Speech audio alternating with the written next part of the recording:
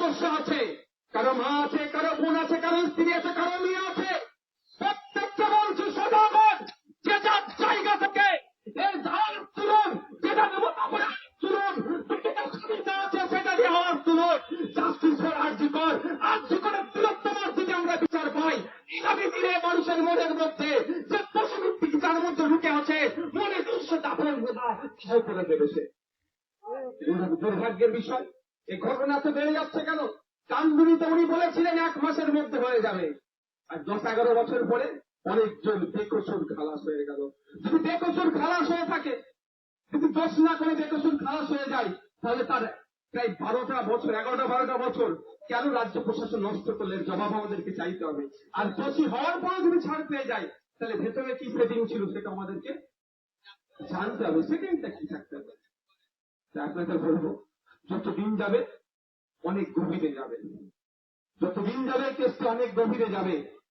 আমি আপনাদের বলবো, গভীরে যাওয়ার জন্য আপনারা ঘুমিয়ে পড়বেন না। সুপ্রিম কোর্ট সুমতো করেছে, ওয়েল অ্যান্ড গুড, কিন্তু সুপ্রিম কোর্টের চিফ জাস্টিসকে জাগিয়ে রাখার দায়িত্ব কাকে নিতে হবে?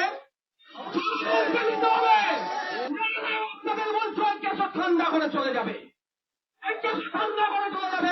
সুপ্রিম কোর্টের চিফ জাস্টিসকে জাগিয়ে আমরা রাখবো, কোনোভাবেই ঠান্ডা করে আমরা যেতে দেবো না। বন্ধুগণ যারা উপস্থিত হয়েছে, আনিসকে আমরা ভুলে যাচ্ছি না, শিকারী মুরাকে আমরা ভুলে যাচ্ছি না। যেভাবে পুলিশি অত্যাচারে তাদেরকে, পুলিশ কাস্টডিতে অত্যাচার করার ফলে তাদেরকে খুন হতে হয়েছিল, তাদেরও বিচার যাতে দ্রুত পাই সেইটা আমাদের মাথায় রাখতে। আপনারা যেখানে যাবেন, উঠবেন, বসবেন, যে যেখানেই থাকেন না কেন, আপনাদের একটা অনুরোধ দেখাই, উঠতে বসতে কাজ কাজের মাধ্যমে একটাই কথা, একটাই আওয়াজ তুলতে হবে, কি আমাদের জাস্টিস ফর আরজিকর, তিলোত্তমার বিচার চাই। এটা তুলতে হবে, এটা ভুলে গেলে চলবে না। ভুলিয়ে দেওয়ার চেষ্টা হচ্ছে, অনেক রকম ভাবে ভুলানোর চেষ্টা হচ্ছে, সেইভাবে আমরা পা দেব না। যারা যে জায়গা থেকে প্রতিবাদ করছে, যে যে মঞ্চ থেকে প্রতিবাদ করছে, প্রত্যেককে আমরা সমর্থন করি। শান্তিপূর্ণ প্রতিবাদ, কোন হিংসার পথ অবলম্বন করলে সে আমরা সমর্থন করছি না।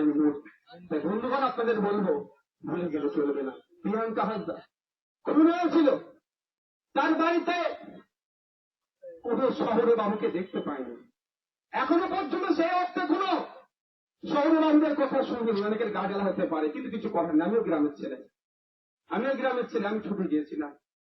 প্রিয়াঙ্কা হাসদারও খুনিরা যাতে দ্রুত শাস্তি পায় তার ব্যবস্থা সরকারকে করতে। বন্ধু বান্ধব উপস্থিত হয়েছেন, আপনাদের আমি সময় নেব না, আপনাদের বেশি সময় আমি নেব না, কারণ এই রাস্তাটাও অনেক চলাচল, মানে ব্যস্ততম রাস্তা। আপনাদের শুধু এতটুকুই বলবো যে আমরা যদি চুপ করে যাই, তাহলে কি হবে, এটা ঠান্ডা করে চলে যাবে।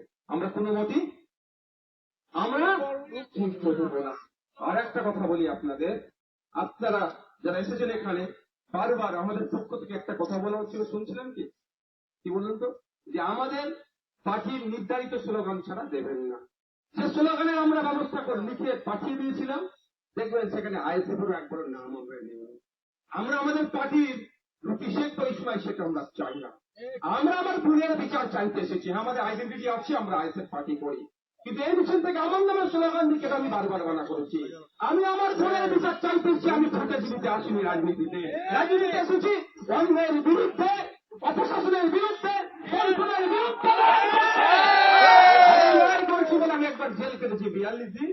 একাধিক ধারায় আমার নামে মামলা আছে। এই জায়গায় দাঁড়িয়ে শ্যামবাজার 5 মাথার গঠনে দাঁড়িয়ে আমি আপনাদেরকে বলে যাই, একবার কেন নওশাদ সিদ্দিকী 100 বার জেল কাটতে প্রস্তুত আছে অন্যায়ের বিরুদ্ধে লড়াই করতে।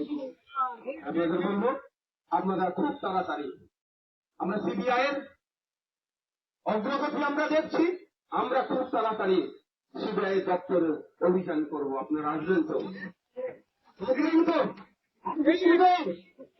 সিবিআই এখন মচকে হাসছে, বলে যা হচ্ছে, হয়তো সিবিআই কে যারা কন্ট্রোল করে, যা হচ্ছে সব রাজ্য সরকারের উপর দিয়ে চলছে, একটু মচকে হয়তো হাসছে।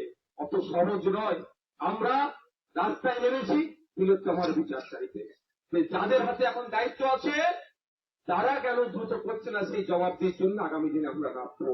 তবে অভিষেক বাবুকে আমি আবারও বলবো, আপনি সিবিআই কোর্টে বল ফেলে দিয়ে আপনার পিসি নিস্তার পাবে না। আপনার পিসিকে আমরা ছাড়ব না তার মাথায়।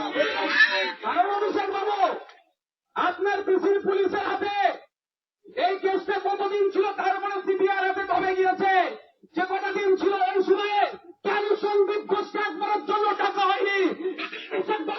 পিসিকে জবাব দিতে হবে। শুধুমাত্র বাজার গরম করার জন্য বিধানসভায় বিল আনতে বলেছে। আমি বলছি বিধানসভায় বিল আনুক না, প্রয়োজনে আমরাও সমর্থন করব।